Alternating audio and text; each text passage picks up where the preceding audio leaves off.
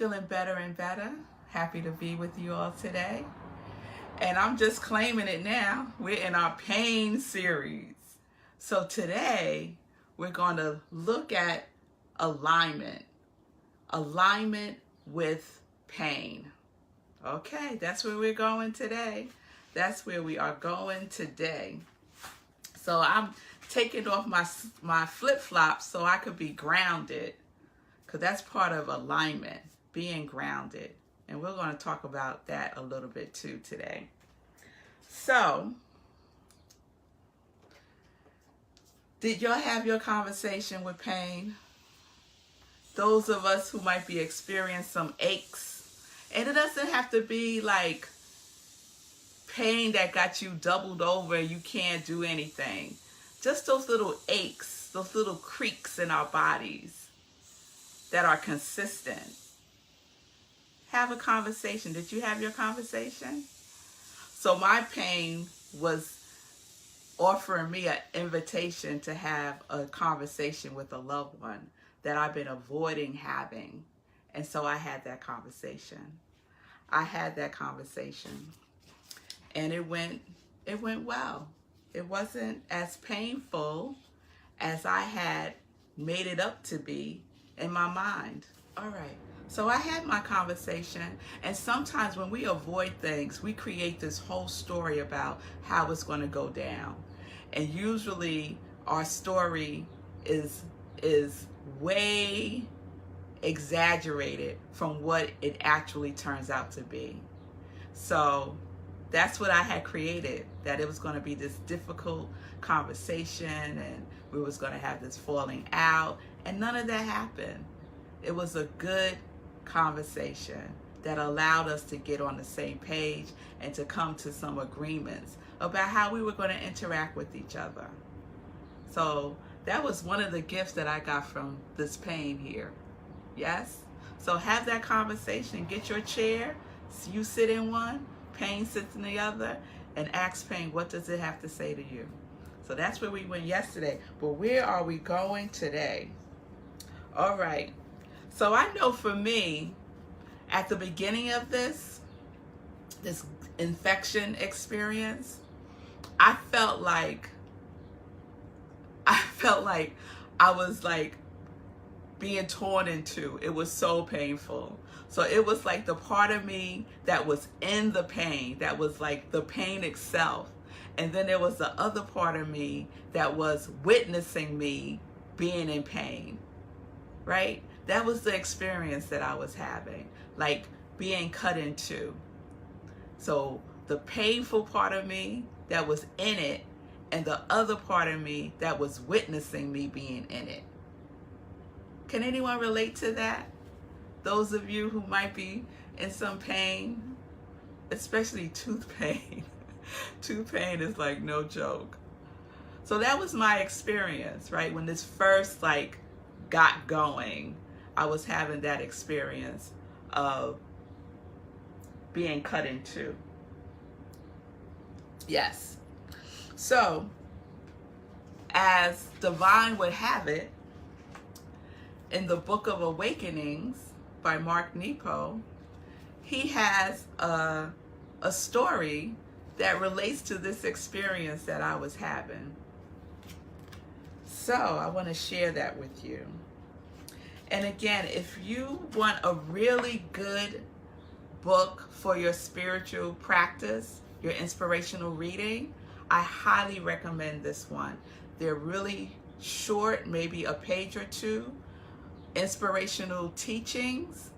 There's a meditation that he has at the end of each day that you can do, and it's just wonderful. So I highly recommend this book. So on May 21st, he wrote, when cut into, and his opening quote is, the cut worm forgives the plow. The cut worm forgives the plow. The worm is one of the only creatures that grows from being cut. Mysteriously, if you cut a worm in two, each cut half becomes whole, and you have 2 worms. What is it in how the worm lives that allows it to grow from its pain? And how might we translate that to being human? Well, without looking too far, the worm is completely in touch with the earth. In fact, it eats earth. It lives in humus, soil, inside and out. Perhaps the secret of growing from our wounds is to live close to the earth, to live with our hearts and minds and bellies always in touch, both inside and out, with that which is larger than we are. Perhaps when we cut in two, it is a life of humility, of risking to be at one with the soil of our experience that allows us to heal into something entirely new. Isn't that amazing? The worm, when it's cut, the 2 halves become a new worm. It grows from that pain. Now, I don't know if the worm feels pain when it's cut in 2. I don't know. Mark is saying that it does, but I don't know if that's true or not. It could just be its nature, right? So, growing from our wounds is to live close to the earth, right? And I take that to mean to live close to, in alignment with who we are. That our hearts, minds, bellies, because we get a lot of our information from our gut, right? That all of that is in alignment, that we are in tune with that information. The heart, mind, body, belly is in alignment and giving us information. So when we're out of alignment, when our hearts and minds and bellies are out of alignment, that is a painful experience, emotionally, spiritually, and whatever is going on in our mind, at some point it's going to get outpictured in our physical experience. So what is cutting you into?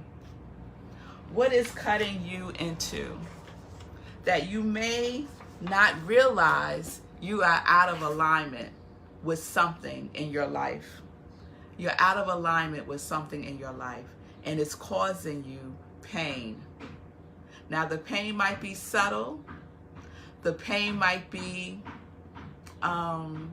indecision. The pain might be doubt. The pain might be fear.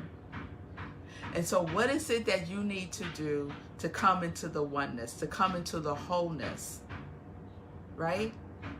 What is it that you need to do to be in alignment with who you are, with the truth of who you are? How have we grown from our wounds? This whole experience, if someone told me that I would be having this experience from having an infection, I would have never believed them. But here we are in a pain series, having conversations and a dialogue with our pain and exploring how we are in alignment with the truth of who we are, and when we're not, how that gets outpictured as a wound, as pain, as discomfort, as dis-ease, yes? So how have you grown from your wounds? Think about a time in your life where you were in pain, mental, physical, spiritual, emotional pain. What did you learn from that experience? How have you applied that painful experience to growing and aligning yourself in the truth of who you are? If you never thought about it that way, this is an invitation to do so. To just think about that and apply it now, right? Because being out of alignment is not being grounded in the truth of who you are. Your heart, your mind, your belly has to be aligned. The worm keeps it close to the earth, the nurturing earth, right? So we need to nurture ourselves also. We have a lot to learn from the worm, apparently. Who knew? Who knew? So we could stay grounded in the truth that we are, of who we are. And when we feel those discomforts, it's an opportunity for us to lean into it, not run away from it, to lean into it and see what is there for us as a gift towards revealing our healing. Because healing is always present. It is the opportunity to reveal the healing, So that's where I am today, y'all. Pain, alignment, worm, grounded, wholeness, the truth of who we are. We are one. Even when the worm gets cut into two, it's still one. It's still one. Still connected. Yes? Yes. All right. So what new is seeking to experience through and as you? If you were cut in two, and sometimes we are,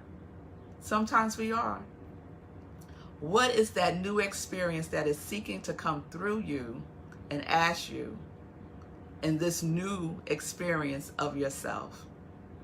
Because after this, I'm having a new experience of myself. And that is the opportunity. That is the invitation. If you say yes.